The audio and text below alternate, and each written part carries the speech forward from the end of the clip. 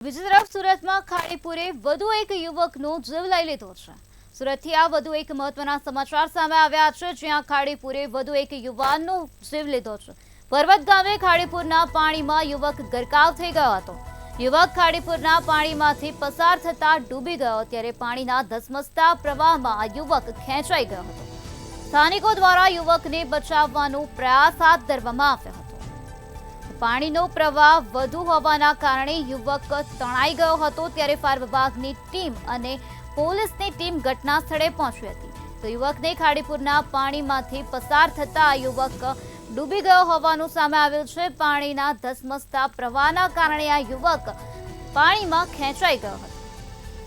ખાડીપુરે વધુ એક યુવકનો ભોગ લઈ લીધો છે। સુરતથી આ મહત્વના સમાચાર સામે આવ્યા, જ્યાં પર્વત ગામે ખાડીપુરના પાણીમાં યુવક ગરકાવ થઈ ગયો અને યુવકને પોતાનો જીવ ગુમાવવાનો વારો આવ્યો। આ બનાવ અંગે ફાયર વિભાગની ટીમ અને પોલીસની ટીમને જાણ કરાતા ફાયર વિભાગની ટીમ અને પોલીસની ટીમ પણ ઘટના સ્થળે પહોંચી હતી।